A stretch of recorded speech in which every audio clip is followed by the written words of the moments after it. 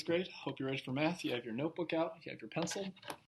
We have lesson 97 today, which is ratios. So ratio, you can read what it says up here.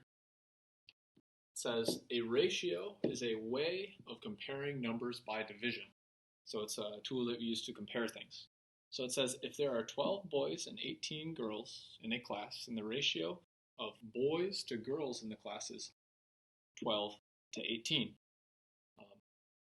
And then it also says we often write ratios as fractions. We write the terms of the ratio in order from top to bottom. So if it's boys to girls, you would do boys on top, girls on bottom. If it was asking what's the ratio of girls to boys, then you'd put girls on top, so 18, boys on bottom. So the term you always start with the first term. So if it says boys to girls, boys are first, girls are second. If it says girls to boys, girls are first, boys are second. Whenever writing ratios, there are two things that are really important for you to remember. First thing, always reduce. Write that down in your notebook. Always reduce. Always, always. So if I have the ratio boys to girls, back from my other example here, boys to girls is 12 to 18. So 12 to 18, you can reduce that number. Remember, you reduce numbers by dividing the top and the bottom by the same number. So if I divided the top here and the bottom here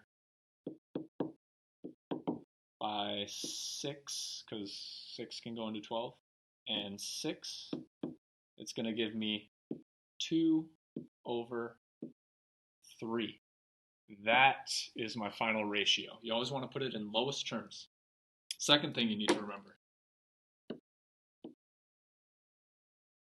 You need to keep the improper fractions.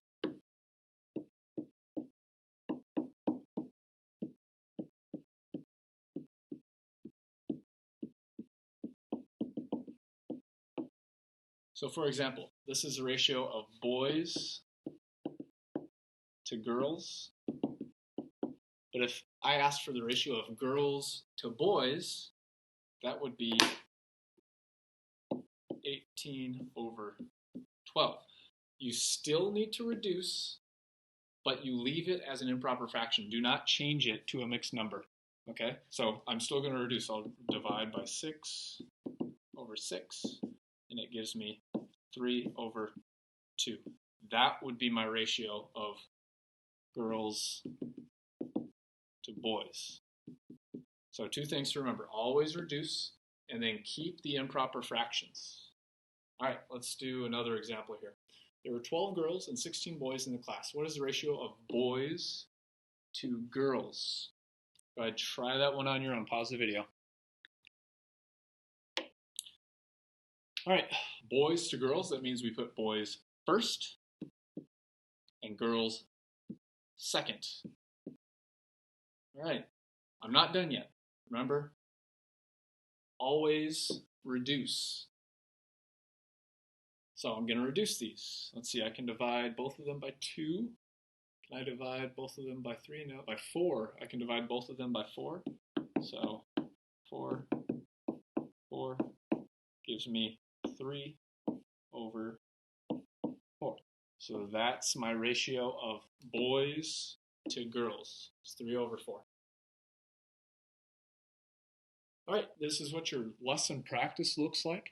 Make sure you're careful to list when you list out your ratios. Okay, so it has jackrabbits to prairie dogs. That means jackrabbits need to go on top, prairie dogs go on the bottom, or prairie dogs to jackrabbits. That means the number of prairie dogs go on top, number of jackrabbits go on bottom. Okay? Also, remember to reduce every single time. All right, you have your lesson practice, and this is lesson 97, which means you have the odd numbered problems.